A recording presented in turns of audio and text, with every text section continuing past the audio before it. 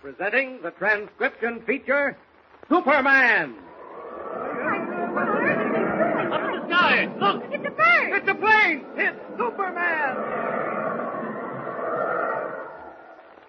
And now, Superman, strange visitor from the planet Krypton, who came to Earth with powers and abilities far beyond those of mortal men, and who, disguised as Clark Kent, star reporter for a great metropolitan newspaper, fights a never-ending battle against crime and injustice.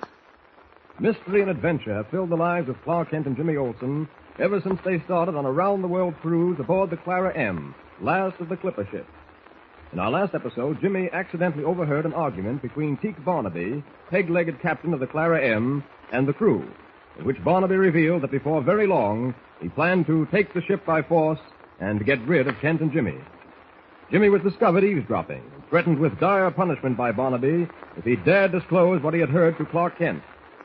It is now several days later. Night has fallen, and the Clara M moves slowly through a thick, swirling fog. Clark Kent, Jimmy Olsen, and Teak Barnaby are just sitting down to supper. Listen.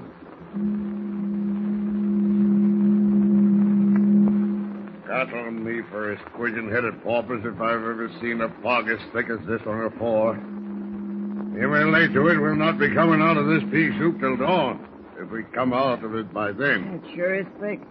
Gosh, I was aft with the helmsman when I heard the dinner bell ring, and when I came down the deck, I just managed to find the cabin. I just barely see the light shining on the wet deck. Well, however damp and cold and foggy it is out, on deck there, it's comfortable enough in here. Judging by the way this meal is starting, that boy Sam certainly can cook. He can that. Well, Barnaby, I'm glad you agree with me. Jimmy here hasn't touched a thing since he sat down. Oh, sure, lad, you're not feeling sickish. Not after being at sea a week. Oh, no, I'm just not hungry, that's all. There's something wrong with you, Jimmy. Wish I knew what it was. It's nothing. Honest, Mr. Kent. Lad's probably off his feet, Mr. Kent. You mustn't trouble your head about him too much. Oh, I'm not worried, really. Except, well, Jim has always come to me when he's had a problem, when there's been anything on his mind. Gosh, Mr. Kent, I've told you it's nothing. Frankly, Jim, I don't believe you. I know you as well as I know myself. You've got something on your mind, something that's worrying you. And I know you'll come to me when you decide I ought to know about it. You will come to me, won't you? Well, sure, Mr. Kent, sure. Gosh, can't we just forget about it for a while? You're upsetting the lad with these questions, Mr. Kent. He ain't got nothing on his mind. Nothing's worrying him. Why, have you, lad? Why, Of course not. Now, we'll just change the whole subject. I wonder how poor Captain Hawkins is getting along aboard the San Jose. You think he's got a chance to pull through, Mr. Kent? I think so. Well, if he does, he can thank you.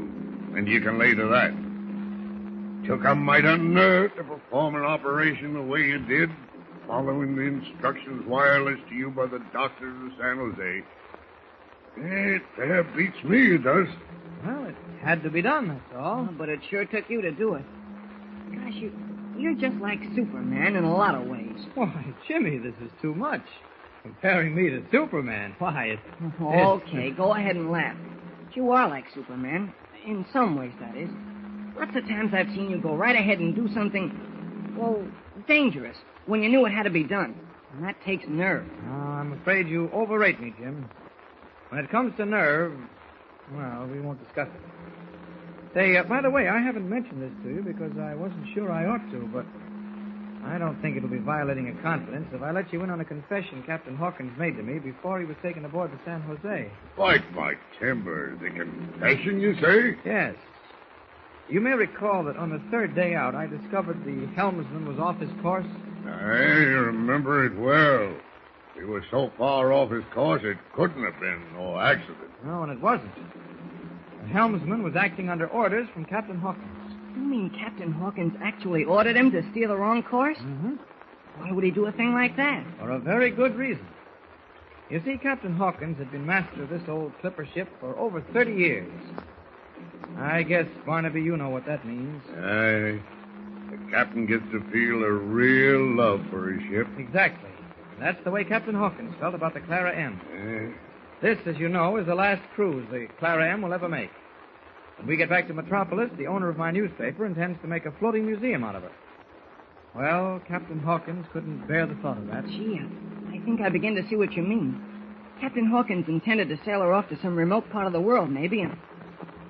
Well, am I right? You are, Jim. Captain Hawkins never intended to bring the Clara M back at all. He had a notion, an impossible notion, I grant you, to keep on sailing the Clara M until the day he died. I'm only sorry his wish couldn't be realized. Yeah.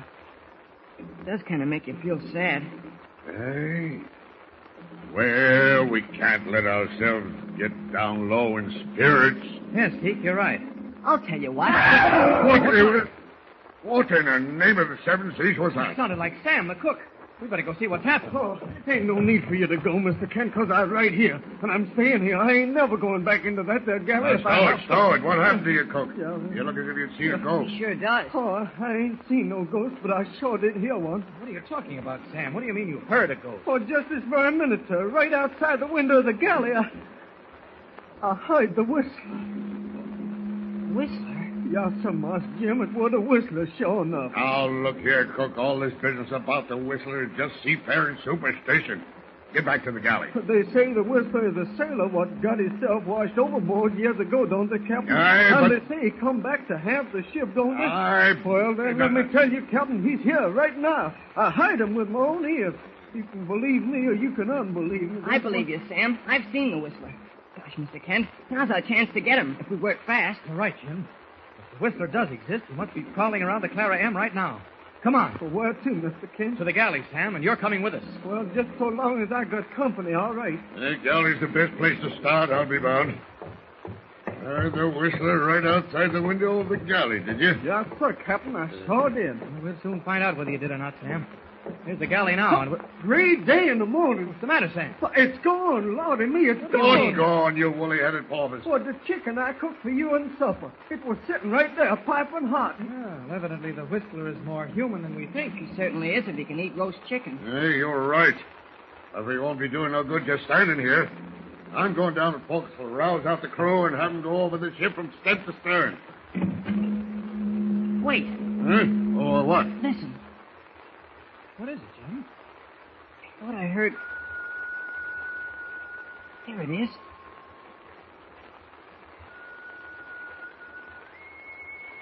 Mr. Kent, it's the Whistler. You're right. Listen. That whistle came from up at the stern. Oh! What? Something's happened up there. Come on. Gosh, this fog is so thick, it's hard to see 2 feet ahead. Yes, you're right. I've got some matches. What What in the world? Barnaby! Barnaby, where are you? Barnaby! Oh, it's all right. It's all right. I fell over someone and I thought... Well, never mind what I thought. There's a man laying on the deck here. What? Strike a match. Man, gosh. Here, wait a minute. Here you are. Look. Well, look. It's the helmsman. Yeah, he's out cold. Give me a hand here, Teak. We'll try to bring him around. Hey, Mr. Kane. Yes, Barnaby? Boy, that match, man. It's burning your fingers and you don't even feel it. What? Oh. Yes, sir. That flame was burning right between your fingers, and you never I even... wasn't thinking. I was too interested in the helmsman here. Oh, he's coming around. Hey. All right, lad. All right, now pull yourself together now. Come on, wake up here. Oh. Where is he? Where's who? The Whistler. What? Oh, my head. Did you see the Whistler, too? I didn't know it was the Whistler. I just saw someone sneaking along the deck. I could barely see him through the fog. Yes? I called out to him, but I got no answer. I left the wheel for a minute and ran after him, and then sudden like I heard a whistle almost right behind me. Yeah? Turned around. That's all I remember. Well, the whistle must have hit you with a belaying pin. Well, Mr. Kent, I guess there's no doubting the whistler's aboard. We're sure of it this time. But he'll not escape us, you can lay to that. Helmsman, get back to your wheel. I'll send a man to relieve you right away. Mr. Kent, I'll be going to the forecastle to rouse out the crew. Good. Jim and I'll keep on around the deck and find out what we can. They'll not be long. All right. Mr. Kent. Yes, Jim. I've got a flashlight in my cabin. I brought it with me when we came on board. Maybe I better go and get it, huh? A good idea, Jim. These matches of mine won't last long. I'll meet you at the forward companionway. Okay. I won't be long. I'll get right down to my cabin. All right, Jimmy.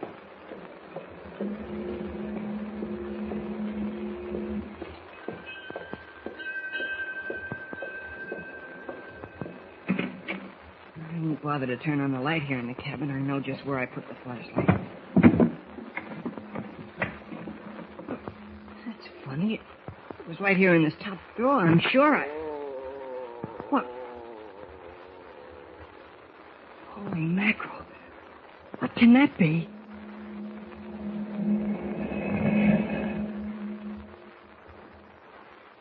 Yes, what can it be? What is the meaning of the strange moans heard in the darkness of Jimmy's cabin? Be sure to hear the next thrilling episode of our mysterious adventure with Superman. Tune in the next thrilling installment of the transcription feature, Superman. Up in the sky, look! It's a bird! It's a plane! It's Superman! Superman is a copyrighted feature appearing in Action Comics magazine.